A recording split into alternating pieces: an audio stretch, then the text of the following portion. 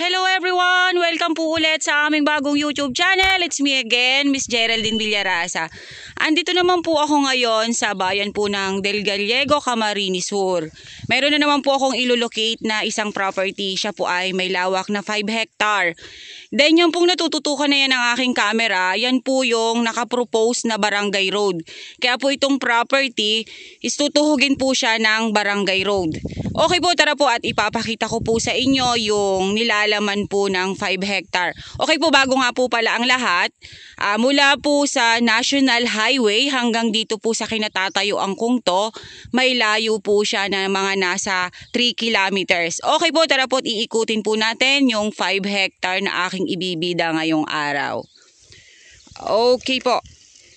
Yan pong natututukan na yan ng aking camera, yan po yung start ng property. Makikita naman po ninyo, may mga bagong tanim po siya na nyog, mga bagong upo pa lang siya. Then ayan, may mga mahogany po dyan sa side na yan. Then, itong side naman na to is antipolo, Indian mango. Yan po ang nakikita ko dito sa area. Then, sabi nga po sa amin, nung kasama namin, ang nyug po nito na napapakinabangan is nasa 100 kapuno na lang. Pero marami po siyang nakatanim na mga bago. Kumbaga po yung pong mga pinutol is pinalitan po nila ngayon ng mga bago. Then ito pong side na yan, ito may langka pa rin po. Then ayan, may santol sa side na to. Yang mga nyug na yan, kasama pa rin po siya sa property. Ayan, makikita naman po natin mga takaran po yung nyug. Then, ito pong area ay flat po dito sa aking kinatatayuan. Ang sabi po sa akin nung kasama namin, nakausap po mismo ni seller, ito pong 5 hectare na to is may 2 hektaryang palayan. Ayan po, yung side naman pong yan, ayan, meron pa rin pong mga fruit bearings dyan. Meron pa rin po siyang langka. Then may mga saging na pangilan-ngilan. Then ayan po, may mga ipil-ipil din po sa side na yan. Medyo lang po talaga kainitan kasi tirik na tirik po ang araw ngayon. Kaya po ang inyong lingkod ay medyo mahina ang paglalakad. Kasi nga po ay sobrang init. Yan, kasama pa rin po yung mga bamboo na yan, dyan sa sulok na yan. Then ayan, makikita po natin mga bagong tanim pa rin po dito sa side na to na nyog. Okay po, mga mahogany.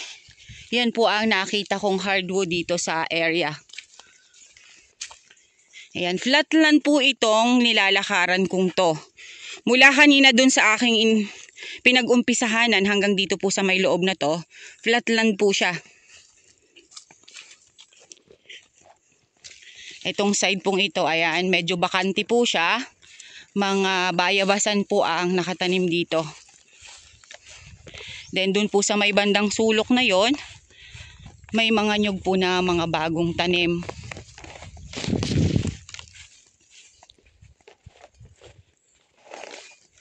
Ang daming bunga ng bayabas, hindi po makapanguha ang inyong lingkod at nagbablog pa. Napakaganda po nung area kasi talagang flat na flat po siya. Kulang lang po siya sa linis at panibagong tanim ng mga nyog. Mas marami po sa kanya yung bakante na walang tanim. Pero flat na flat pa rin po dito sa side na to, oh. Pati po dito sa side na to, flat pa rin. Yun, madamo nga lang po talaga siya. Yan. Flat pa rin po itong side na re. Sa bagay, dito po sa Del Gallego, ilang property na rin po talaga dito ang nablog ko, na halos lahat po ay flatland po talaga sila. Bihira po dito yung katulad ng mga nabablog ko sa Lopez or sa Tagkawayan na medyo pabundok siya. Ito po ay flat talaga halos. Ayan yan, natututukan pong yan ng aking camera, mga Jimilina naman po siya. Then yung sa kabilang sulok na yon, meron po dong langka. Okay po, tara po ay pupunta pa rin po tayo dun sa kabilang side. Yan, mga nyug pa rin po at mga kahoy gubat. Medyo talaga po napabayaan na siya ng seller, kaya ganito po siya karungis. Pero pag ito po ay napalinisan ninyo, napakaganda po ng area. Hindi po nakakapanghinayang na i-invest. Isa pa po ay gilid po mismo siya ng barangay road. Ayan, flatland pa rin po dito. Ayan, makikita pa rin po ninyo, may mga nyug pa rin po dito sa side na to. Halos hindi po sila naapektuhan ng init. Hindi po gaya dun sa ibang mga lugar na halos ang mga bunga po ng nyug is maliliit. Ito pong mga nyug dito ay malalaki po yung buo niya. Ayan, makikita naman po natin naglalakihan pong puno ng Gimilina. Ayan. Ito pa pong side na to. Flat pa rin po siya.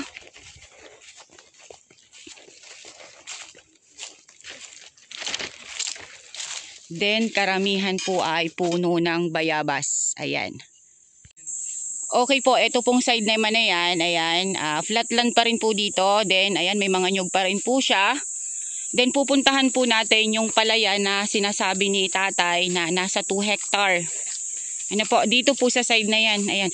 Makikita naman po natin na may source po ng tubig dito. Kasi sa amin po kasi sa Lopez, basta po may ganyan na puno, malakas po ang balong ng tubig. Kung baga po ay may bukal siya sa ilalim. Ayan. Then dito po sa side na to, yan mga saging pa rin. Then ito pong side na to ay hahawanin pa rin. Kung baga po ay linisin. Kasi sobra po talaga ang damo niya, mga baging, tapos yung mga nakakasugat na damo. Yung pag kumapit po sa balat mo is mahihiwa ka po. Iyan. Dito naman po sa side na to, ayan, medyo po may mga bagong tanim na nyog. Then ayan, may antipolo po dyan sa side na yan. Yan. Then flatland pa rin po siya.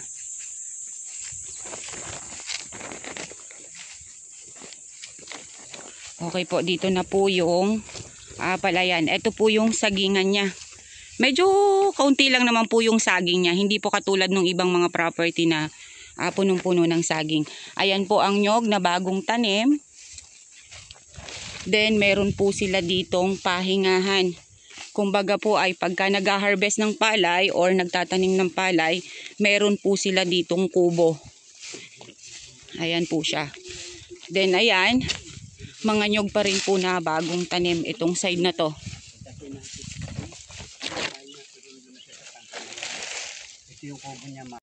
Hindi ko na po siya pupuntahan dyan sa side na yan kasi medyo po talaga matarik yung init.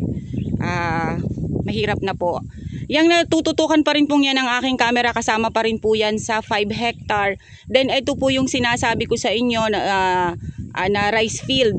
Yun pong kabilang side na yon, yung may malagong puno na yon, yun ay fruit bearing, sampalok pa rin po yon. Then yan pong naiikutan na yan ng aking camera na rice field, kasama pa rin po yan sa 5 hectare. Ito pong itong part na to, medyo po hindi siya tinaniman. Then itong mga green na to, yan, kasama po siya sa area. Then ang kagandahan po ng property kasi meron po siyang irrigation. Kumbaga po kahit po tag-init, wala po silang problema sa patubig. Yan naman po talaga, uso po yan dito sa Camarines Sur, yung pong may patubig. Ayan po ang tubig, dumadaloy po siya. Yan, galing po siya doon sa side na yon, papunta po yan doon. Then ang bagsak nga naman po ng tubig, lahat ay dito sa palayan. Kaya po, nakakapagtanim po talaga ng palay dito sa Camarines Sur na sa isang taon po ay 2 beses hanggang 3. Ayan po, medyo po papasadahan natin ng konti para po makita natin. Ayan pa rin po ang irrigation.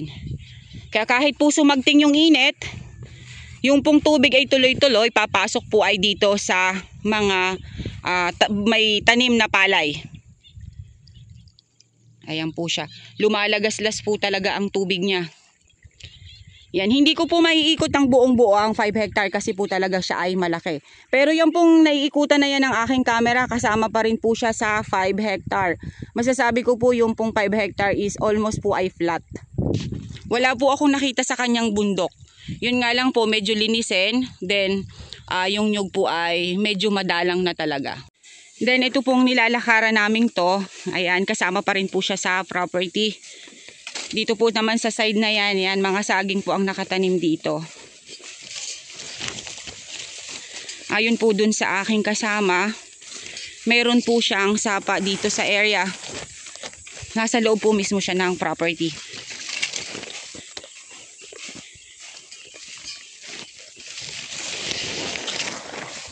Ayan po. Flatland pa rin po dito sa side kong to.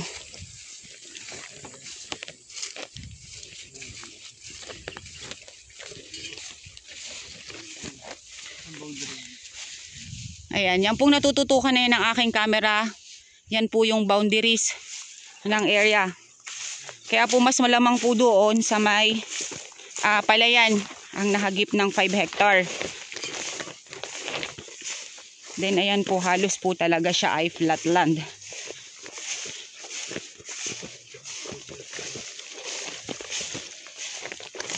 Talagang linisin lang po yung area. Pag nalinis po ito, makikita po ninyo yung ganda ng property.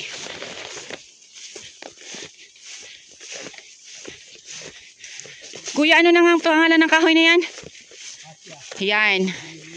May isa pa rin po akong nakitang hardwood dito. Yan po, acacia. Malaking puno na po siya.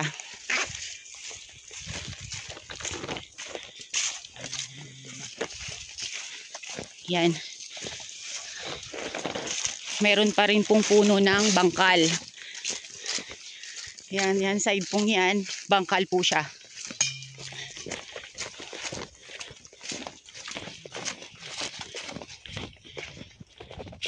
Ulat pa rin po dito sa side na to. Okay guys, nandito naman po ako sa source ng tubig dito sa area. Ito po, ito pong kawayanan na yan, kasama pa rin po siya sa property. Ayan po din, yung pong mangga na yon, sabi po ni tatay ay kasama pa rin siya dito sa area na 5 hectare. Then ito po ang source ng tubig. May isa pa po siya dito na maliit na running water. Tatay, hindi ba ito naiigahan? Hindi. Okay po, hindi po siya naiigahan. Kasi meron po dong ilog, yan pong natututukan na yun ng aking camera. Yan ay ilog po siya na hinarangan. Ba tatay, hinarangan yan? Ano yan? Gagawin patubig talaga. Okay, yan pong ilog na yan ay gagawing patubig para doon sa mga palayan dito sa property. Sa tansya ko po itong sapa pong ito, dyan po nang gagaling yung patubig papunta po doon sa mga palayan doon sa 5 hectare.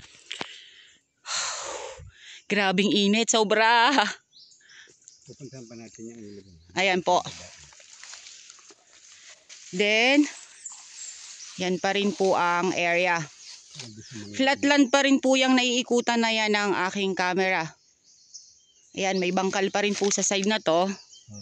Then, ayun, sa side na yun ay Jimilina. Mga Jimilina po ang nandito sa mga panabe. Yun nga po, ang kagandahan po ng area nga na to is may nakapropose po siya na barangay road. Then, halos lahat po ng portion ng lupa niya is flat. Then, ang kanya pong source ng tubig ay ito nga po, may sapa. Then, meron po siyang 2 hectare na palayan. Then, ang nyug po niya is nasa 200 ka puno, kasama po yung mga bagong tanim at yung mga namumunga. Estimate ko lang naman po yun ay 200 ka puno, pero medyo po tataas pa po yun doon. Okay guys, sabihin nyo na po ang property namin. Dito po ito sa Del Gallego, Camarines Sur.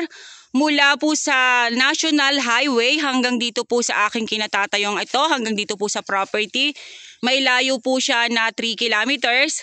Then yun nga pong area ay 5 hectare, almost flat po ang property. Okay po, once again po ako po ulit ang inyong site locator, si Miss Geraldine Villarasa. Muli po akong maglalambing, paki-like and share po ng aking mga vlog. Then, paki-subscribe po ulit ng aming bagong YouTube channel. Okay po, once again po, thank you po for watching!